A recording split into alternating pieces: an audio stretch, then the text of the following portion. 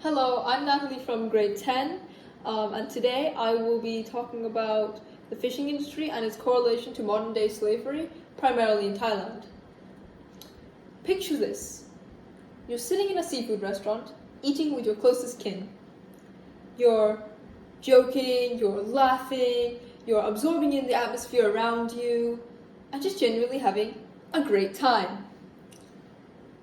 When suddenly, you start to ponder, where does the fish on your plate actually come from? Now picture this. You're a Cambodian refugee seeking asylum in Thailand. For the last few months, you've been living hand to mouth, literally, until you were fired from your job about 2 weeks ago. Now you're homeless. You're on the streets of Thailand, alone, no money, no one to help get you out of the situation, and completely self-reliant, self-dependent, everything. As you're sitting on the sidewalk and wondering where your future might go, when your next meal might be, when your next paycheck might come in, if you'll get a job, a kind Thai man comes up to you and offers you help. He inquires about you, where you're from, what you're doing, if you need help, if he can do anything for you. You two get to talking. He's actually a really nice person. And you two start sharing your life stories and things. Everything's very nice. He's really friendly. He learns that you don't have a job and are in desperate need of a job and an income. So he offers to set you up with a businessman that he knows, that he'll be having dinner with tomorrow. He also offers that if you take up this once-in-a-lifetime chance, that he'll clean you up, get you some new clothes to wear for this meeting, for this nice fancy dinner, and just help you out a lot. He says he'll also come with you for the dinner too, which is security, always. With nothing to lose, and this being a once-in-a-lifetime offer, this is literally amazing for you. You can literally get your life back up to speed. You might be able to land this job, this alleged job, this job that this man on the street has proposed to you, this wonderful experience. You might, if you land this will be life-changing for you forever. So you agree with this man, and you get cleaned up. Everything's wonderful. And when you go meet this man at the dinner, this wealthy businessman, you learn that he's actually really nice and that he's willing to offer you a job and that he wants you to work with him despite your limited academic life and your limited, well, everything else pretty much, since you're homeless, that is. But he pitches you this job. You'll be on a fishing boat, and you'll be there up to 2 months at a time, but every 1 to 2 months you'll come back to mainland, and you can do whatever you want for about 24 to 48 hours before a little boat picks you up again and brings you back to the big boat where you'll resume your fishing expeditions, to say the least. But he knows that a month or 2 months is a huge commitment, and he wants someone reliable. So he gives you a 1-week trial with pay that basically says you'll go there for a week, and if you don't like it, you'll come back and you get your bit of money and you never have to work there ever again.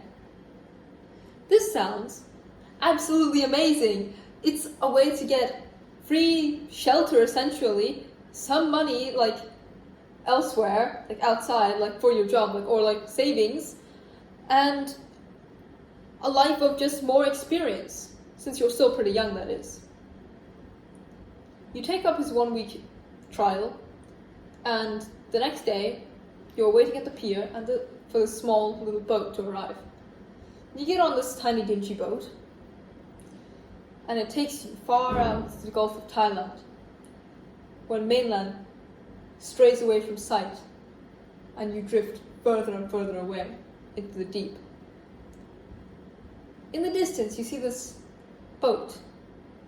You don't know what you were expecting, but this definitely wasn't it. And at first you see, oh look, there's maybe a few rooms. It'll just be a very chill fishing trip, you know? And you see a few people on board too. They're fishing. But as you get closer, more and more people starts going to the top of the boat. The point where the boat starts listing. When everything calms down and the boat stops listing, everyone continues on with what they're doing. You get on and you're horrified and shocked and appalled to see everything that's before you. In front of you, you can see gashes in people, cuts and bruises and infections. People are literally rotting from the inside out and from the outside in. Everyone looks dead. There's children on board, there's women on board, there's men on board, there's elderly on board. Though there's not many, there's still a notable few. And as you're looking around, the horrors start to sink in and you start to realize what's going on. You're set to work instantly. But when you ask to leave with the little boat, they stop you. You are not allowed to leave there. You are confined to this boat. This mothership is now your prison forever. This is where you will live the rest of your days, and this is most likely where you are going to die. As that reality begins to settle in, you start freaking out. You've most likely never been on a boat before, so you're seasick. You have just seen one of the most traumatic things you will ever witness in your life, and you have hit the realization that this is the end. This is how you die.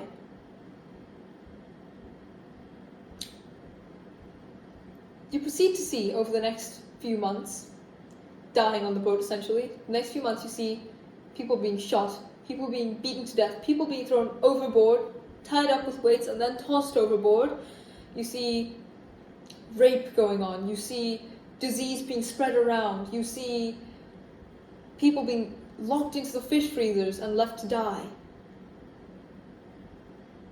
Meanwhile, the captains and the captain's crew on the boat, they are the dictators of everything. They oversee everything. The whole boat is just riddled with cameras, even in the freezers.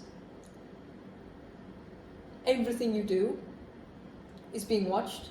There's no one out there to save you, and you're going to die there sooner or later.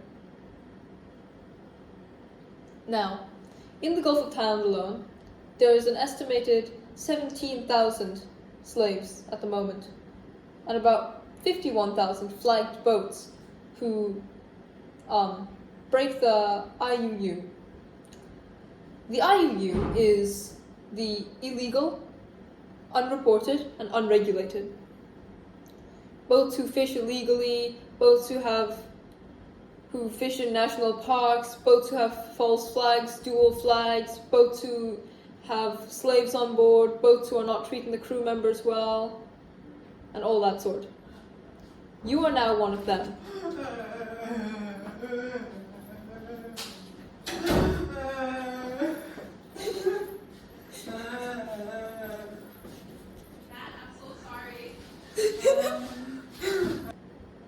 Sorry, just got a bit interrupted there, but now think about all those numbers I've just given you, all the slaves, all those horrors, the sheer horror that people must have been in, the sheer dread that people must have felt, the torture, the pain, the deaths, the rape, everything awful. What if I just told you that all that was a byproduct of a bigger picture? What if I told you that all of that made up a tiny corner of a larger picture?